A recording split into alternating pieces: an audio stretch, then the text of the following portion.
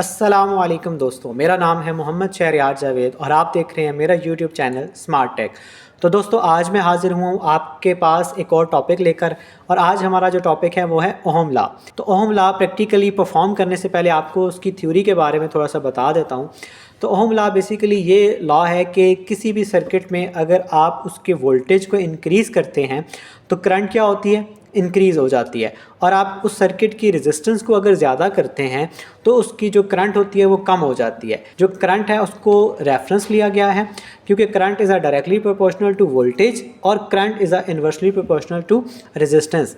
यानी कि अगर आप किसी भी सर्किट में वोल्टेज इंक्रीज़ करेंगे तो करंट इंक्रीज़ होगी, और अगर आप किसी भी सर्किट की रेजिस्टेंस को ज़्यादा करेंगे तो उसकी सर्किट की करंट क्या होगी, कम होगी। तो आज हम यही चीज़ प्रैक्टिकली परफॉर्म करके देखते हैं। तो दोस्तों, ये है हमारे पास वो डीसी सोर्स जिससे हमने, यानी डीसी पावर सप्लाई जिससे हम वोल्टेज सर्किट को देंगे। इसके एक चैनल पे हमने 6 वोल्ट को सिलेक्ट कर दिया है, दूसरे चैनल पे हमने 12 वोल्ट को सिलेक्ट कर दिया है। हम क्या करते हैं, 3 टाइप के मुख्तलिफ रेजिस्टेंस को यूज़ करते हैं और एक एक करके हम उन पे वोल्टेज अप्लाई करेंगे, ठीक है। और फिर हम क्या करेंगे, वोल्टेज की वैल्यू को कम ज़्यादा करके देखेंगे कि जो रेजिस्टेंस में से गुजरने वाली करंट है उसकी वैल्यू में क्या चेंजिंग आती है। इसी तरीके से हम क्या करेंगे, वोल्टेज को कांस्टेंट रखेंगे और रेजिस्टेंस को हम क्या करेंगे, चेंज करके चेक करेंगे सर्किट में करंट की वैल्यू पे क्या इफेक्ट पड़ता है। तो दोस्तों, हम सबसे पहले क्या करते हैं, 1K का रेजिस्टेंस यूज़ करते हैं।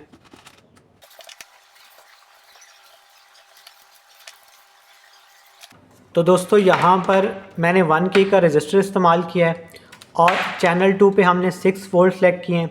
तो अभी हम डीसी वायर की प्रॉप्स को इसके साथ कनेक्ट करते हैं। ये हमारी नेगेटिव वायर है और ये हमारी पॉजिटिव वायर है।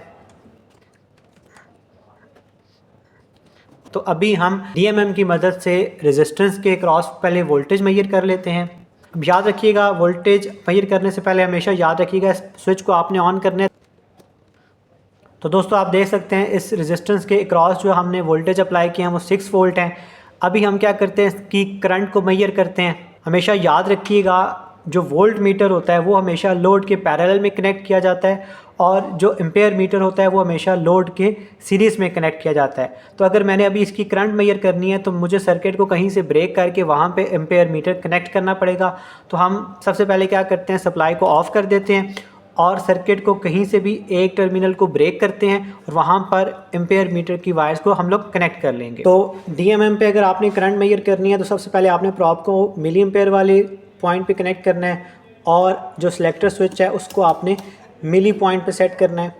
और सर्किट को करंट मेजर करनी है तो सर्किट के किसी भी एक टर्मिनल को आपको ब्रेक करना पड़ेगा और वहाँ पे एम मीटर कनेक्ट करना पड़ेगा। तो इस सर्किट को हम यहाँ से ब्रेक करते हैं और यहाँ पे एम्पेयर मीटर कनेक्ट करते हैं।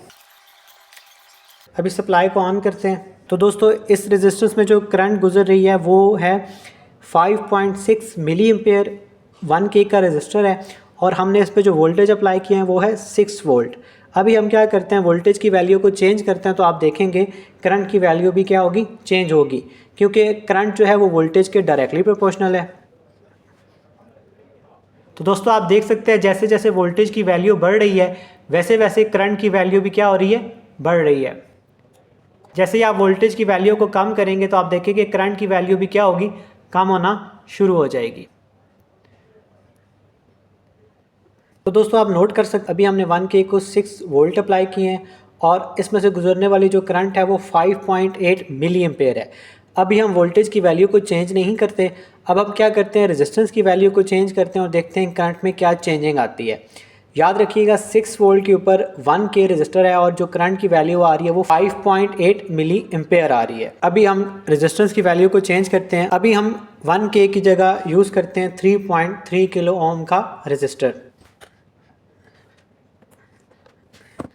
अभी हम सप्लाई को ऑन करते हैं और एम्पेयर मीटर को कनेक्ट करते हैं। तो देख सकते हैं आप, वोल्टेज की वैल्यू वही है, रेजिस्टेंस की वैल्यू चेंज करने से जो करंट था वो चेंज हो गया है। तो 6 वोल्ट और 1K रजिस्टर के साथ करंट गुजर रही थी 5 मिली एम्पेयर और अभी हमने उससे बड़ी वैल्यू का जब रजिस्टर कनेक्ट किया है, 3.3 किलो ओम का रजिस्टर लगा दिया है, तो सेम वोल्टेज 6 वोल्ट है लेकिन जो करंट की वैल्यू है वो 5 की बजाय अब 1.7 मिली एम्पेयर गुजर रही है। तो अभी आप देख सकते हैं इसमें से गुजरने वाली जो करंट है वो 1.7 है। अभी हम क्या करते हैं, वोल्टेज की वैल्यू को चेंज करते हैं तो आप देखेंगे इसमें से गुजरने वाली जो करंट है उसकी वैल्यू भी क्या होगी, चेंज होगी।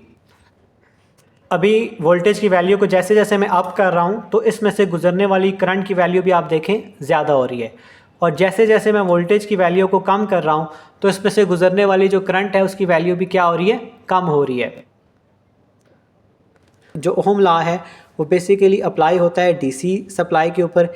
एसी सप्लाई के ऊपर ये इस तरह एफिशिएंट नहीं है, क्योंकि इसमें टेम्परेचर का कांस्टेंट होना इंतहाई ज़रूरी है। उम्मीद करता हूँ दोस्तों आपको ओहम लॉ समझ आ गया होगा। अगर आपको कोई चीज़ नहीं समझ आई या अगर आपको किसी चीज़ से रिलेटेड कोई सवाल है तो आप कमेंट सेक्शन में पूछ सकते हैं। आपसे रिक्वेस्ट है मेरे चैनल को सब्सक्राइब कर दीजिएगा। तो इंशाल्लाह मिलते हैं नेक्स्ट वीडियो में एक और टॉपिक के साथ। तब तक के लिए अल्लाह हाफिज़।